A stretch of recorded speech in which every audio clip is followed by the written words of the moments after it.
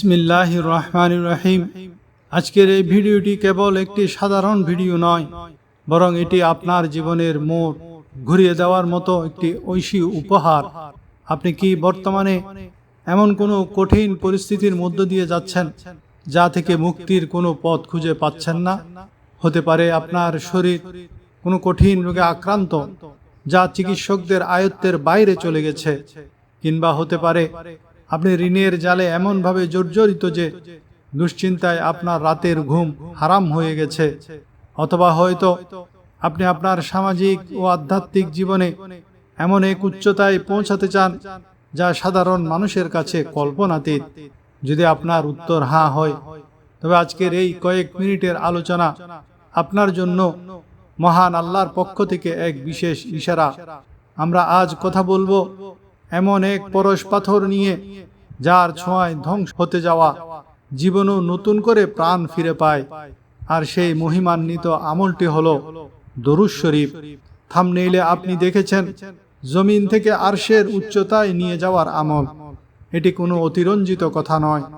রাসূলুল্লাহ সাল্লাল্লাহু আলাইহি ওয়াসাল্লামের উপর পঠিত এক একটি দরুদ আল্লাহর দরবারে আপনার মর্যাদাকে এত দ্রুত বৃদ্ধি করে যা অন্য কোনো সাধারণ ইবাদতে সম্ভব নয়। এটি কেবল আধ্যাত্মিক উন্নতি নয়, বরং আমাদের দুনিয়াবী জীবনের প্রতিটি বন্ধ দরজাকে খুলে দেওয়ার চাবিকাঠি। আমরা আজকের ভিডিওতে এমন একটি বিশেষ দরুদ ও তার আমলের পদ্ধতি বর্ণনা করব, যা পাঠ করলে ইনশাআল্লাহ আপনার শরীরের কঠিন থেকে কঠিনতম রোগ থেকেও আপনি অলৌকিকভাবে মুক্তি পেতে পারেন। আল্লাহ চাইলে দুরারোগ্য ব্যাধি ও শেফায় রূপান্তরিত হবে। শুধু তাই নয়, যারা অভাব অনটন আর দারিদ্রতার কষাঘাতে পিষ্ট হচ্ছেন, তাদের জন্য এই দরুদ শরীফ হবে রিজিকে বরকতের এক মহা সমুদ্র। আপনার ঘরের অভাব দূর হবে এবং এমন উৎস থেকে রিজিক আসবে যা আপনি কল্পনাও করতে পারেননি। আমি জানি আজকের এই যুগে আমরা অনেক কিছুতেই দ্রুত বিশ্বাস হারিয়ে ফেলি, কিন্তু মনে রাখবেন, এটি কোনো মানুষের কথা নয়, এটি সেই মহান সত্তার প্রতিশ্রুতি যার হাতে আমাদের প্রাণ। ইতিহাস সাক্ষী আছে, যুগে যুগে অলিয়া উলিয়া এবং নেককার বান্দারা যখনই বিপদে পড়েছেন, তারা দরুদ শরীফের এই আশ্রয় নিয়েছেন এবং শূন্য হাতে ফিরে আসেননি। আজ আপনিও সেই বিশ্বাসের হাতটি ধরুন। ভিডিওটি চলাকালীন প্রতিটি মুহূর্ত মনোযোগ দিয়ে শুনবেন, কারণ মাঝপথে আমি সেই নির্দিষ্ট ইসমে আজম সদৃশ্য আমলটি শেয়ার করব, যা আপনার জীবনের সব অপূর্ণতাকে পূর্ণতায় রূপ দিতে পারে। যদি আপনি সত্যিই আপনার জীবনকে জমিন থেকে আসমানের উচ্চতায় নিয়ে যেতে চান, তবে একটি মুহূর্তও মিস করবেন না। চলুন আমরা মূল আমল এবং দরুদ শরীফের সেই অলৌকিক রহস্যের গভীরে প্রবেশ করি। মরক্কোর প্রখ্যাত আলেম ও সুফি শেখ সুলাইমান জাজুলি রহমতুল্লাহ আলাইহির জীবন ছিল দরুদ শরীফে মগ্ন। তার বিখ্যাত গ্রন্থ দালাইলুল খায়রাত রচনার পেছনে একটি চমৎকার কাহিনী রয়েছে।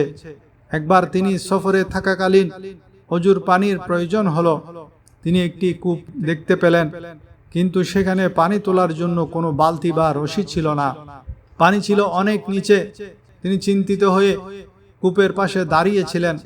তখন পাশে থাকা একটি ঘর থেকে এক ছোট মেয়ে বের হয়ে এসে জিজ্ঞেস করল, আপনি কে এবং কেন চিন্তিত? তিনি পরিচয় দিলে মেয়েটি বলল, আপনি এত বড় আলেম হয়েও সামান্য পানির জন্য পেরেশান। মেয়েটি কূপের কাছে এসে সেখানে নিজের মুখের লালা বা থুতু ফেলল। সাথে সাথে কূপের পানি উতলে উঠে একদম কিনারায় চলে এলো।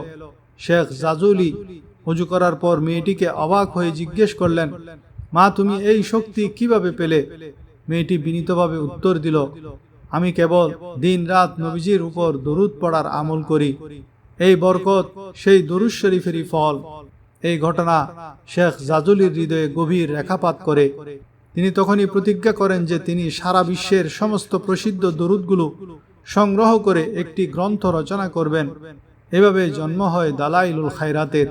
শেখ সুলাইমান জাজুলির মৃত্যুর ৭৭ বছর পর যখন তার দেহ এক জায়গা থেকে অন্য জায়গায় মরক্কোর মারাক্কেশে স্থানান্তরের জন্য কবর খনন করা হয়, তখন উপস্থিত মানুষ এক অভাবনীয় দৃশ্য দেখেন।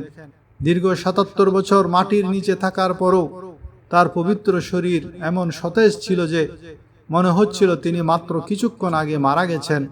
এমনকি মৃত্যুর আগে তিনি যে দাড়ি ছাঁটা করেছিলেন তাও হুবহু তেমনই ছিল। তার কবরের মাটি থেকে কস্তুরীর সুবাস ছড়িয়ে পড়েছিল। এটি ছিল তার সারা জীবনের দুরূদ পাঠের এক দৃশ্যমান পুরস্কার। হাদিস শরীফে এসেছে, আল্লাহ তাআলা এমন কোটি কোটি ফেরেশতা সৃষ্টি করেছেন যারা কেবল জিকির ও দরুদের মজলিস খুঁজে বেড়ান। যখনই তারা কোনো ঘরে বা মসজিদে একদল মানুষকে একসাথে দরুদ পড়তে দেখেন, তখন তারা একে অপরকে ডাক দিয়ে বলেন, জলদি এসো, আমরা যা খুঁজছিলাম তা পেয়ে গেছি। সবচেয়ে আশ্চর্যজনক বিষয় হলো, বৃহস্পতিবার সূর্যাস্তের পর থেকে জুমার দিন পর্যন্ত একদল ফেরেশতা আকাশ থেকে পৃথিবীতে নেমে আসেন। তাদের হাতে থাকে স্বর্ণের কলম আর রূপার দোয়াত। তারা অন্য কোনো আমল লেখেন না, কেবল কে কতবার দরুদ পাঠ করেছে তা স্বর্ণের অক্ষরে লিপিবদ্ধ করেন।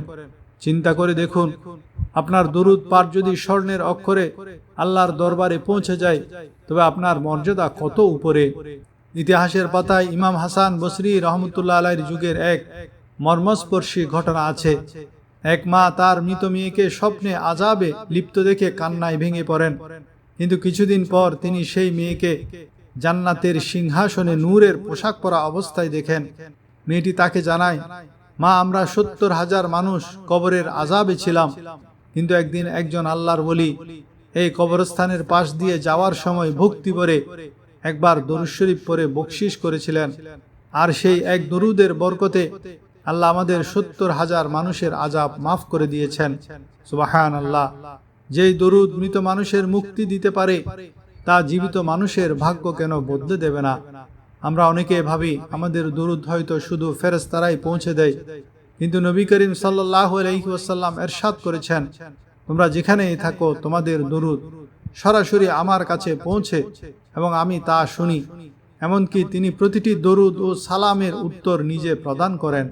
যখন আপনি আপনার পরিবার নিয়ে ঘরে বসে 15-20 মিনিট দরুদ পড়েন, তখন সেই ঘরটি আর সাধারণ কোনো ঘর থাকে না, সেটা আরশে আজিমের নূরের এক টুকরায় পরিণত হয়। মদিনা থেকে স্বয়ং রাসূল সাল্লাল্লাহু আলাইহি ওয়াসাল্লাম আপনার নাম ধরে আপনার জন্য দোয়া করেন। এর চেয়ে বড় পাওয়া একজন মুমিনের জীবনে আর কি হতে পারে? ইমাম শরফুদ্দীন বুসরি রহমতুল্লাহ আলাইহি ছিলেন তার সময়ের অত্যন্ত প্রথিতযশা একজন কবি। জীবনের একটি দীর্ঘ সময় তিনি রাজ দরবারে প্রশংসামূলক কবিতা লিখে কাটিয়েছেন। কিন্তু হঠাৎ তার জীবনে এক কঠিন পরীক্ষা নেমে আসে। তিনি প্যারালাইসিসে আক্রান্ত হন।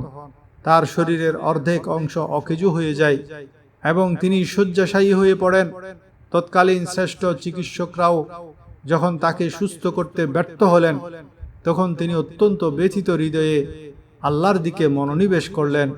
তিনি ভাবলেন, সারা জীবন তো দুনিয়াদার মানুষের প্রশংসা করলাম, এবার এমন একজনের শানে কিছু লিখি যিনি সমস্ত সৃষ্টির শ্রেষ্ঠ। তিনি অত্যন্ত ভক্তি ও চোখের পানিতে রাসূলুল্লাহ সাল্লাল্লাহু আলাইহি ওয়াসাল্লামের শানে একটি দীর্ঘ কাসিদা বা কবিতা রচনা শুরু করলেন। এটি ইতিহাসে কাসিদায়ে বরদা নামে পরিচিত। কবিতাটি সম্পন্ন করার পর এক রাতে তিনি স্বপ্নে দেখলেন স্বয়ং রাসূলুল্লাহ সাল্লাল্লাহু আলাইহি ওয়াসাল্লাম তার সামনে হাজির হয়েছেন। নবীজি সাল্লাল্লাহু আলাইহি ওয়াসাল্লাম তাকে বললেন, বুসরি, তোমার কসিদাটি আমাকে পড়ে শোনাও।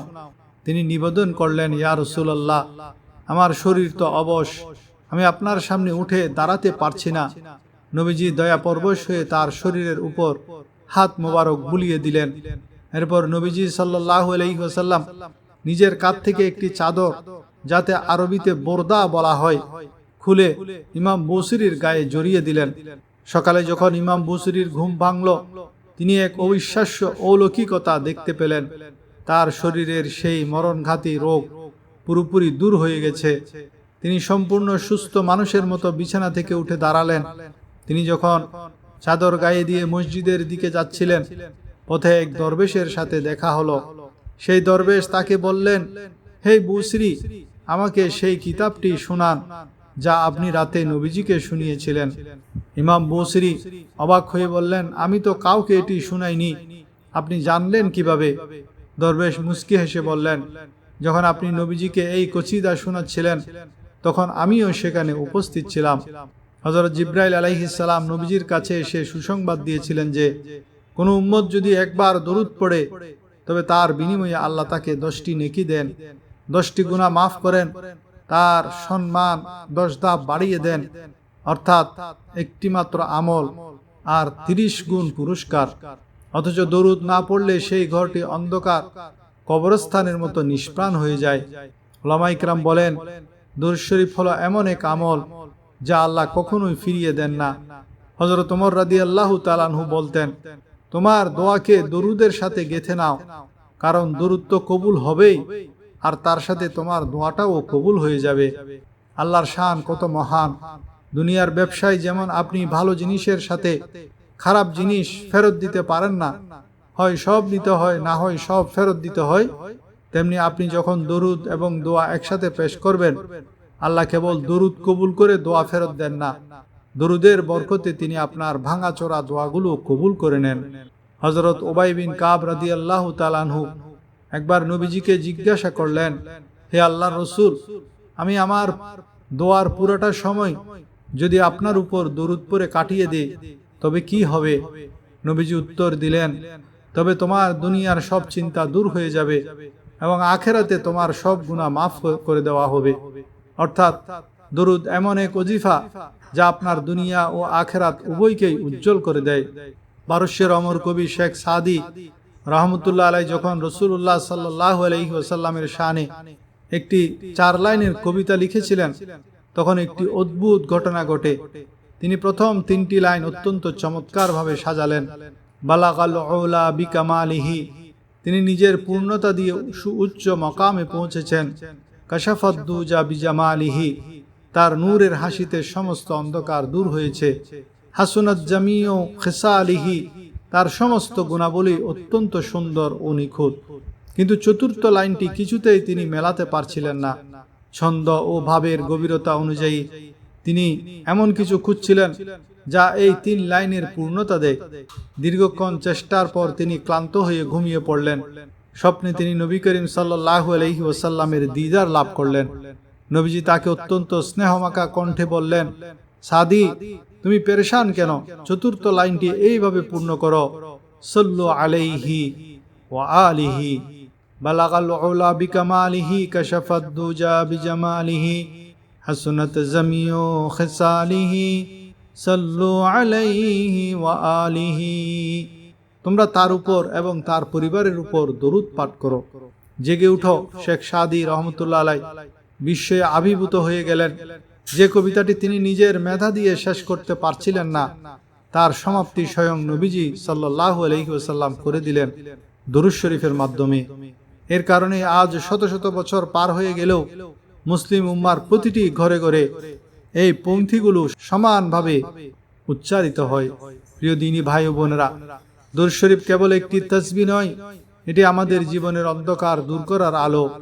আপনি যদি চান আপনার ঘরটি ফেরেশতাদের নূরে ভরে উঠুক এবং আপনার সব বিপদ আপদ দূর হয়ে যাক, তবে আজ থেকে নিয়মিত দরুদ পড়ার অভ্যাস করুন। আপনার যদি এই ভিডিওটি ভালো লেগে থাকে এবং আপনি চান অন্যরাও এর বরকতে কথা জানুক, তবে এখনই ভিডিওটি শেয়ার করুন। আপনার একটি শেয়ার হয়তো কোনো এক বিপদগ্রস্ত মানুষের আমল বদলে দিতে পারে। কমেন্টে অবশ্যই আপনার পছন্দের একটি দরুদ শরীফ লিখে জানান, যাতে আমরা সবাই মিলে একটি দরুদের বাগান তৈরি করতে পারি। আর এই ধরনের জীবন বদলে দেওয়ার মতো ভিডিও পেতে আমাদের চ্যানেলটি লাইক ও ফলো করে পাশেই থাকুন। আল্লাহ আমাদের সকলকে নবীজির প্রেমে সিক্ত থাকার তৌফিক দান করুন। আমিন।